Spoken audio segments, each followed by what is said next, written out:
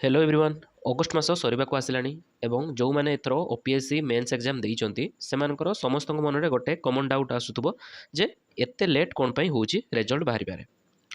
तापरे आहरी भी डाउट थिबो जे आमे बे इंटरव्यू पई प्रिपेयर होबा ना प्रीलिम्स पई कि रिजल्ट केबे आसीबो कि एथर मोर हबो कि नाही मेन्स रे। तो से सब को बाबद रे आमे डिस्कशन करिबा। तो फास्ट देखिबा एते लेट कोन पई होउची।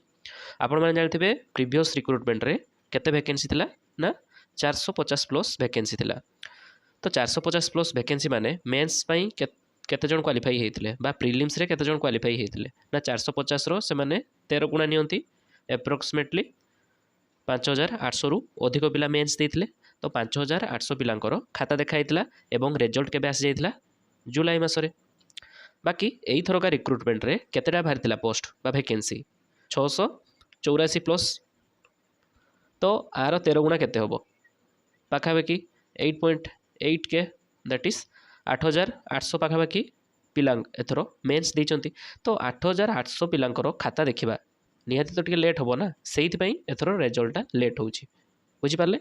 तो आरथर जुलाई रे आसी जाइतिला, एथर अगस्त मास लास्ट वीक किंबा सेप्टेम्बर रे फर्स्ट वीक रे निहाती आसीबो रिजल्ट। ओके, तापरे आ गुटे पॉइंट जदि आमे देखिबा तो आमको लगे जे यही 27 रु 30 अगस्त मध्य रिजल्ट आसो कौन पाई ना आमर अक्टोबर मसरे अच्छी कौन प्रिलिम्स अच्छी। तो एते पिला माने जे इंटरव्यू देबे तो इंटरव्यू रे एते पिला मानकु नेबे माने पाखापाखि 600 अच्छी माने 1200 कि 1500 पिला इंटरव्यू देवाक जीवे। सेमानकर इंटरव्यू निहाती तो गोटे मंथ लगे ना। तो से लगुच 27 रु 30 अगस्त भितर रिजल्ट आसबार बहुत संभावना अच्छी। ओके, तापरे एबे कौन करेंगे ना पिला माने इंटरव्यू पाई पढ़े ना प्रीलिम्स पाई पढ़े। तो देखो जो मान को लगुच मेन्सटा बहुत भल होती मेन्स रे पुणी कौ पेपरटा ना तांकर जदि ऑप्शनल पेपर बहुत भल होती कारण जीएस तो समस्त एथर नुआ थिला। तो ऑप्शनल जे मानकर बहुत भल होती से माने इंटरव्यू पाई लागी पड़तु कारण तुम आपण मानकर हबार चांस बहुत अच्छी। तो आपण माने इंटरव्यू पाई लागी पारंतु।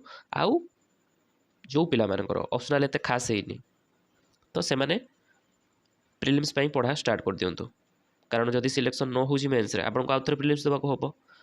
तो जो मैंने प्रीलिम्स रे क्वालिफाई करनथिले एथर से माने तो केते दिन तांको प्रीलिम्स पाठ पढ़ा स्टार्ट कर दैचंती। तो आपण माने तो पछे जाइचंती तांको तुलना रे।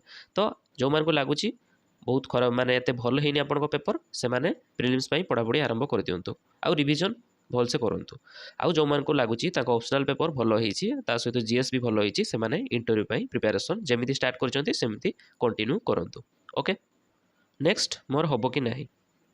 तो देखो हम कि ना से गोटे दिन जना पड़ो केबे ना जो दिन रिजल्ट बाहर ता पूर्व तो आप जानीपारे कि पूर्व आप किसी करें बुझिपारे।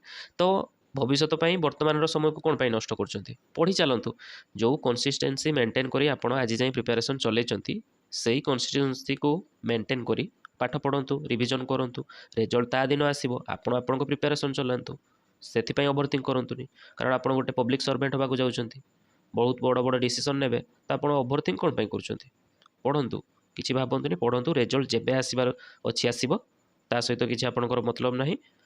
तो सही पिला माने टेंशन नियंतु जो मानकर ऑप्शनल बहुत भल होईची आपण मैंने इंटरव्यू पाई एथर जाउचंती निहाती भाव आपण मैंने जाउचंती। तो आपण मान रिजल्ट 27 रु 30 अगस्त भितर आसबार बहुत संभावना रही। से अनुसार आपण मैंने निजर इंटरव्यू पाई प्रिपरेशन स्टार्ट करंतु। आउ जो मान को लगुच एवरेज करचंती आमर मेन्स रे से माने प्रीलिम्स पाई रिविजन भल भाव करंतु। आउ जो माने मीडियम वाला मेन्स करचंती से माने प्रीलिम्स पाई भी टिके टिके देखु थांतु। ओके, तापर भी केते दिन रहिला आउ 4-5 दिन भितर रिजल्ट आसीजिवो। तो जेमती जा चलाउचंती चलांतु बाकी टाइम वेस्ट जमा भी करंतुनी ओवरथिंक करी जे मोर हबो कि नाही केबे रिजल्ट आसीबो एगुडा किछि बेकार कथा एगुडा किछि भाबंतुनी आपण मानको शोभा दिएनी। आपण गोटे ब्यूरोक्रेट सभा को जाउचंती आपण मानको ए सब जिंस शोभा टोटल दिएनी। ओके।